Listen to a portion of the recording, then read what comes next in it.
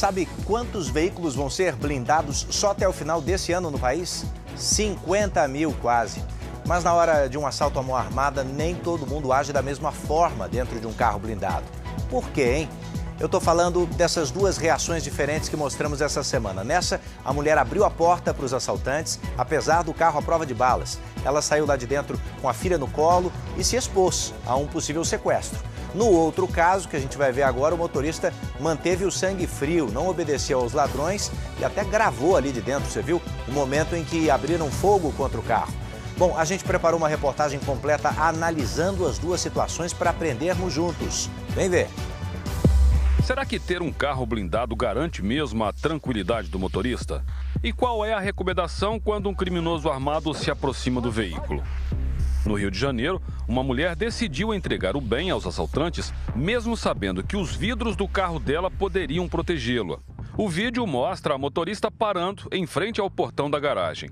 Repare que um outro veículo para do lado e quando ela começa a arrancar, surgem 3 criminosos armados.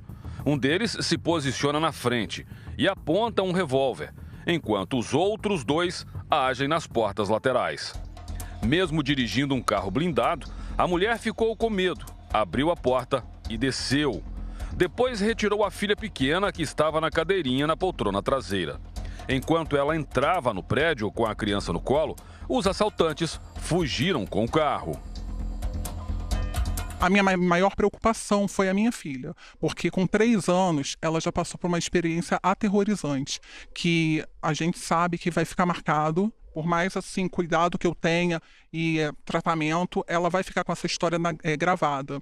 Além de levar o carro da mulher, os criminosos usaram o celular dela que ficou dentro do veículo para gastar R$ 1.700 usando o aplicativo do banco. Outro flagrante de assalto a motorista que também dirigia carro blindado chamou a atenção. Mas nesse segundo caso, o dono do veículo fez diferente. Os criminosos estão em uma moto e se aproximam da caminhonete preta.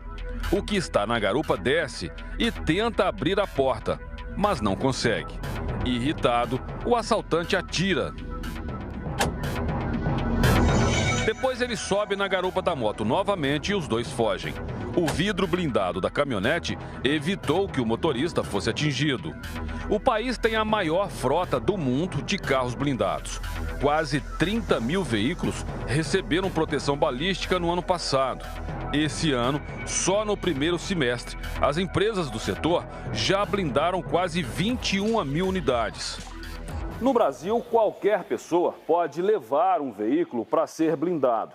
Mas se é a primeira vez, precisa cumprir algumas regras. Primeiro, ter mais de 18 anos de idade. Depois, ser autorizado pelo Exército Brasileiro. E aí tem que esperar a aprovação do CPF ou CNPJ. Só depois disso é que o carro vai para a produção.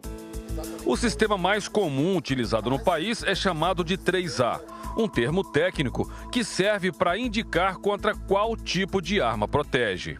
Vai suportar tiros de 9mm, 44, 38, armas de mão pequenas. A blindagem não muda a estrutura do carro, mas o reforço vai da lataria aos vidros. O vidro original ele tem 4mm, mais ou menos. Um vidro blindado ele vai ter aproximadamente 19, 20 milímetros. Em pequenas áreas a gente usa o aço inox 304L, que ele tem um princípio balístico. Em grande maioria na parte opaca de blindagem, que é a parte que a gente não vê, a gente usa manta com fio de Kevlar, que é uma manta balística. A matéria-prima base é a mesma de um colete à prova de bala de um policial. Blindar um carro não é barato. Custa a partir de R$ 70 mil e demora em média 30 dias para ficar pronto. Mas o serviço pode salvar vidas. Esse especialista em segurança diz que o dono do veículo precisa conhecer o que foi feito no carro dele. E, acima de tudo, confiar na blindagem. Em caso de um ataque criminoso, a principal recomendação é jamais abrir as portas do veículo.